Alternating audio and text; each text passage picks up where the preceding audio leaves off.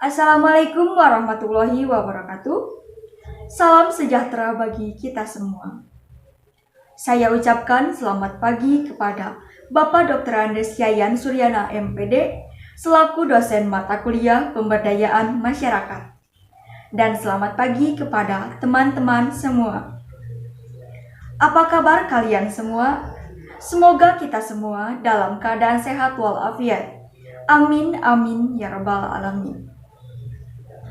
Perkenalkan sebelumnya, nama saya Nisa Fadila Hidayanti, mahasiswa Universitas Kuningan dari program studi Pendidikan Ekonomi.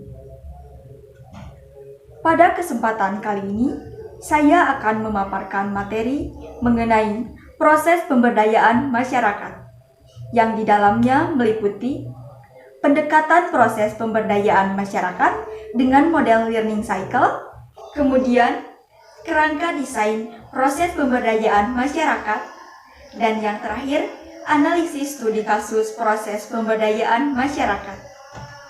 Baik teman-teman, untuk mengefisienkan waktu, langsung saja kita ke materinya. Check it out! Proses pemberdayaan masyarakat itu sendiri dapat diartikan sebagai suatu proses membangun masyarakat melalui pengembangan kemampuan, meliputi perubahan perilaku masyarakat, sehingga masyarakat tersebut dapat bertahan dan berkembang secara mandiri. Dalam pemberdayaan masyarakat, masyarakat tidak dijadikan sebagai objek dari pembangunan. Akan tetapi, masyarakat tersebut merupakan subjek dari proses pembangunannya sendiri. Salah satu faktor yang dapat mendukung tercapainya sasaran proses pemberdayaan masyarakat sangatlah dipengaruhi oleh jenis pendekatan apa yang akan kita gunakan.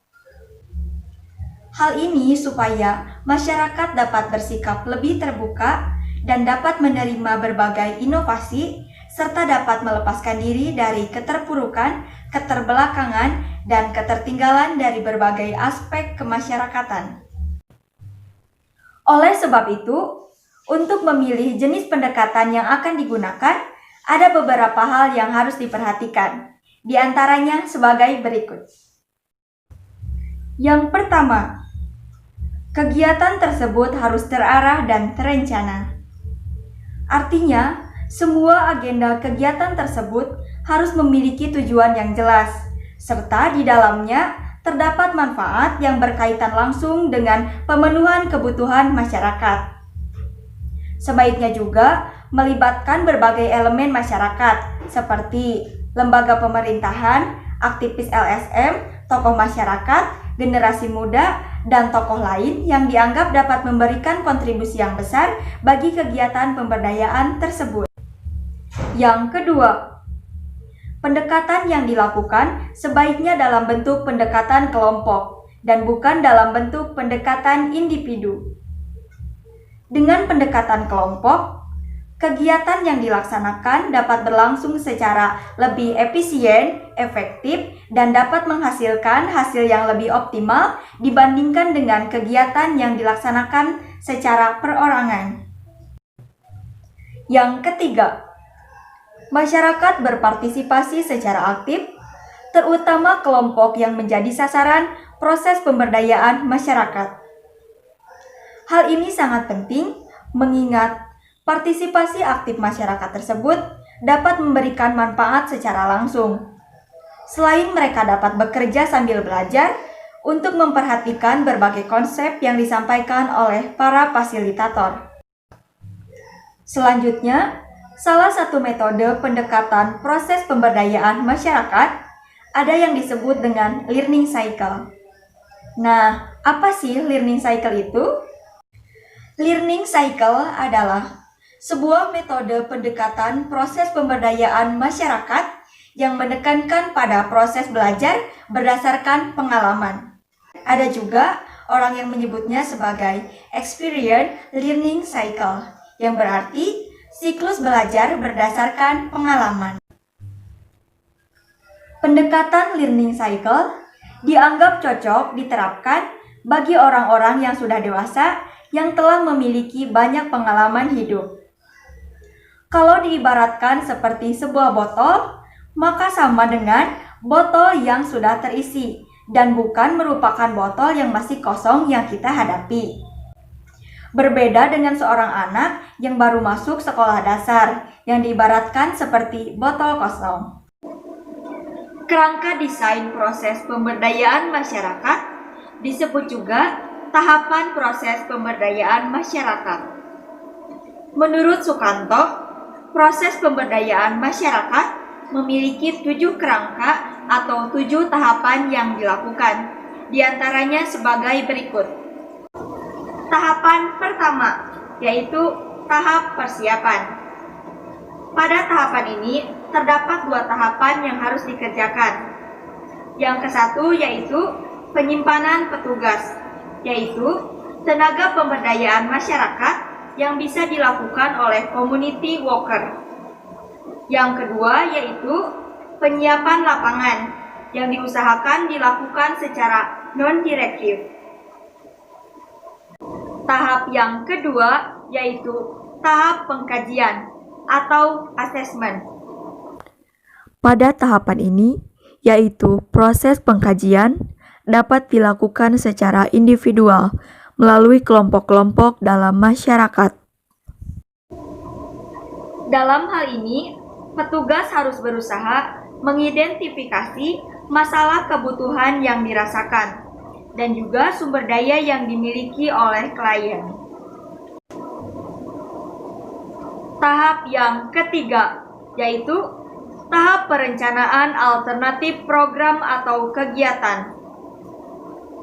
Pada tahapan ini, petugas sebagai agen perubahan secara partisipatif mencoba melibatkan warga untuk berpikir tentang masalah yang mereka hadapi dan bagaimana cara untuk mengatasi masalah tersebut.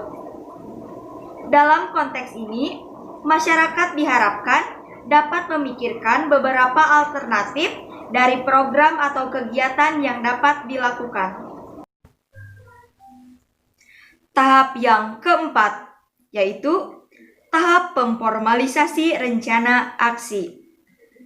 Pada tahapan ini, agen perubahan membantu masing-masing kelompok masyarakat untuk menentukan program atau kegiatan apa yang akan mereka lakukan untuk mengatasi permasalahan yang ada. Di samping itu juga, petugas membantu untuk memformalisasikan gagasan mereka ke dalam bentuk tertulis, terutama bila ada kaitannya dengan pembuatan proposal kepada penyandang dana. Tahap yang kelima yaitu tahap pelaksanaan atau implementasi program atau kegiatan. Dalam upaya pelaksanaan program pemberdayaan masyarakat, peran masyarakat sebagai kader diharapkan dapat mengembangkan keberlangsungan program yang telah dikembangkan. Kerjasama antar petugas dan masyarakat merupakan hal yang penting dalam tahapan ini. Tahap yang keenam, yaitu tahap evaluasi. Evaluasi sebagai proses pengawasan dari warga dan petugas program pemberdayaan masyarakat yang sedang berjalan sebaiknya dilakukan dengan melibatkan warga. Tahap yang ketujuh, yaitu tahap terminasi. Tahap terminasi merupakan pemutusan hubungan secara formal dengan komunitas sasaran. Dalam tahapan ini, diharapkan proyek harus segera berhenti. Selanjutnya, saya akan mencontohkan salah satu studi kasus proses pemberdayaan masyarakat dengan metode pendekatan learning cycle.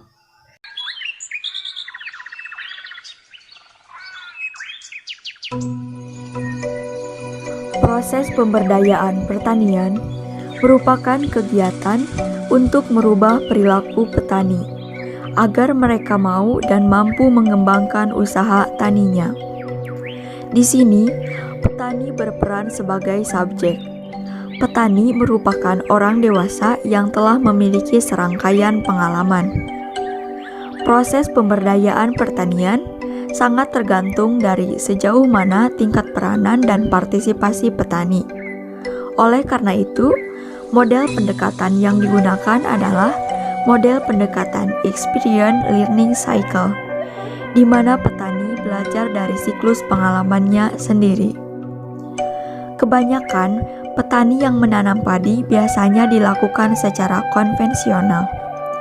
Sedangkan di Dusun Cibluk, Margoluwi, Sleman, Daerah Istimewa Yogyakarta menerapkan sistem mina padi. Mina padi itu sendiri merupakan gabungan antara pertanian dan budidaya ikan dalam satu lahan.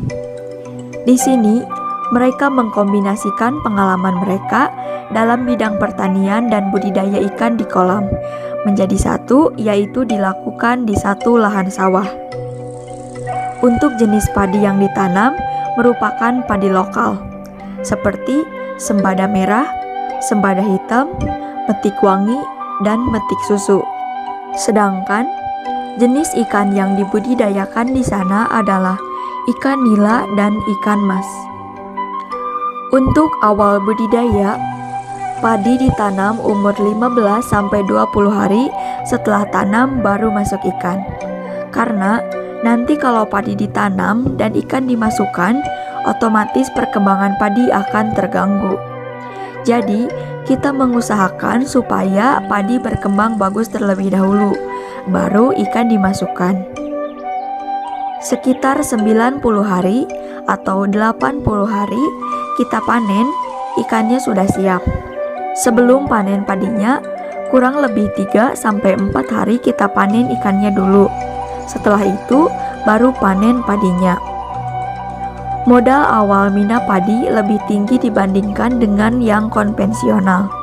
Setidaknya, petani membutuhkan modal 8 juta untuk membeli bibit dan membuat kolam. Tetapi, mina padi ini dapat dikatakan sangat menguntungkan para petani, karena dapat meningkatkan omset hingga 3 kali lipat dari pertanian biasanya. Pendekatan learning cycle dalam pemberdayaan ini dianggap sebagai model yang paling cocok, karena petani terjun langsung di lapangan, seluruh panca inderanya akan digunakan. Karena petani tidak hanya mendengar dan melihat, tapi petani dapat merasakan pengalaman langsung secara emosional di lapangan. Selain itu, proses pemberdayaan ini juga dilaksanakan di lokasi usaha taninya sendiri. Analisis studi kasus proses pemberdayaan masyarakat. Sektor perikanan dan pertanian di Indonesia terus berkembang dengan mencoba berbagai metode untuk memperoleh hasil yang maksimal. Salah satu inovasi yang cukup menarik dari kedua sektor ini adalah mina padi. Budidaya mina padi adalah sistem budidaya ikan dan padi secara bersamaan dalam satu hamparan sawah. Budidaya mina padi dapat meningkatkan manfaat sawah melalui peningkatan produksi padi dan ikan. Perkembangan sistem mina padi ini berawal dari kebiasaan petani yang mencoba-coba di sawah dan akhirnya berkembang. Perkembangan tersebut terjadi karena di sana merupakan sentra daerah perikanan. Jenis sistem mina padi tersebut saling melengkapi dan membantu petani tetap bisa mengolah sawah dan memiliki penghasilan tambahan dari budidaya ikan. Sistem mina padi ini dapat meningkatkan omset para petani sampai 3 kali lipat. Selain itu juga memberikan keuntungan lain, seperti petani tidak akan sepenuhnya rugi ketika terjadi gagal panen, karena masih bisa menggeruk keuntungan dari budidaya ikan di lahannya. Harga jual padi hasil sistem mina padi akan lebih mahal, karena tidak menggunakan pupuk kimia. Kualitas hasil mina padi juga memiliki kadar glukosa yang lebih rendah daripada biasanya, sehingga cocok dikonsumsi oleh pengidap diabetes. Tidak adanya hama wereng dan tikus, sehingga kualitasnya akan terjamin. Walaupun sistem Mina Padi ini sangat menguntungkan, namun masih jarang dilirik oleh petani konvensional. Hal ini disebabkan karena sistem ini akan lebih menyita waktu dan uang. Cara kerja Mina Padi bisa dibilang cukup berbeda dengan konvensional, karena harus mampu memberi pakan dengan tepat dan juga mampu mengamati kedalaman kolam agar tetap sesuai. Beberapa petani yang mencoba sistem ini justru mengalami kerugian karena tidak tahu cara merawatnya. Petani Mina Padi juga harus rutin mengawasi sistem perairan dan lahannya karena kedalaman kolam menjadi kuncinya. Demikian materi yang dapat saya sampaikan. Mohon maaf apabila ada kekurangan dan terima kasih atas perhatiannya.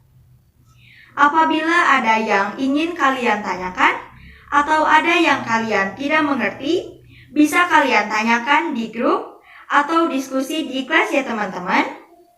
Sekian, wabillahi taufiq wal hidayah. Wassalamualaikum warahmatullahi wabarakatuh.